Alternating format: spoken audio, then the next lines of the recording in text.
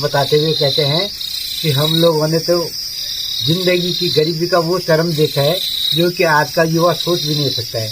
मेरे पिताजी ने यहीं पढ़ा, शायद मेरे पिताजी के पिताजी ने भी यहीं पढ़ा होगा और मैंने भी यहीं से पढ़ा। मेरे 4 भाइयों ने भी इसी प्राथमिक विद्यालय से प्राथमिक शिक्षा ग्रहण की है।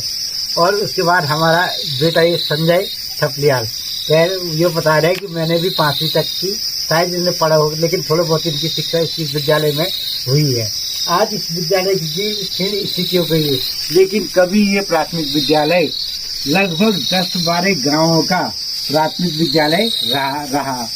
जब तक मैं 5 में था तब उस वक्त भी कम से कम 5 या 6 गाँव के विद्यार्थी यही प्राथमिक शिक्षा ग्रहण करने के लिए आते थे। तब इस विद्यालय की बात ही और थी, रौनक की और हमारे गांव में ज़्यादा लोगों का पलायन हो गया। पलायन ज़्यादा दूर भी नहीं है, कोई करड़प्यार, कोई गौतर, कोई श्रीनगर, कोई देहरादून, कोई ऋषिकेश में बसागत हो गए हैं। क्योंकि जब हमारे गांव वालों के बच्चे यहाँ पढ़ने नहीं आते थे तो हमारे बराबर में ग्राम कुरेत है, वहाँ पर भी प्राथमिक विद्यालय है। तो वहाँ के बच्चों ने भी यहाँ आए नहीं। फिर यहाँ के 1-2 बच्चे कोई पढ़ने वाले गांव के थे, 2-3 परिवारों के, तो उन्होंने भी अपने बच्चे भी वहीं शिफ्ट कर लिए। क्योंकि यहाँ पर ऐसी जब टीचर ही नहीं थे, बच्चे ही नहीं थे विद्यालय रहने का, और टीचर भी नहीं रह गया था।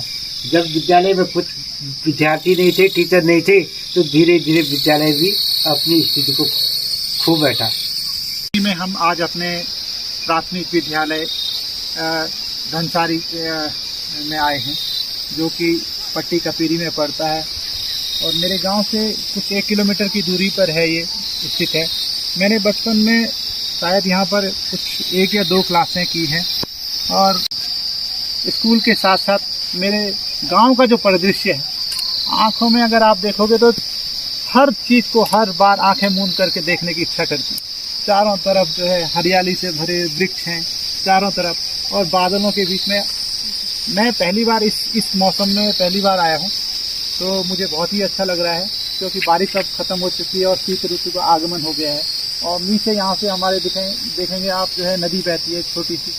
पुरानी खेती तो सारी बंजर हो चुकी है, लेकिन अभी भी कुछ लोग गांव में अभी भी रहते हैं और उनका हमें बहुत ज़्यादा सहयोग प्राप्त होता है। हम उनके लिए उनका तहे दिल से धन्यवाद करना चाहूँगा। और इस यात्रा को मैं एक बार दोबारा से जो है अपने यादों में इसको समेटना चाहता हूँ और इसी के साथ में आप सब लोगों का धन्यवाद। Thank you very much.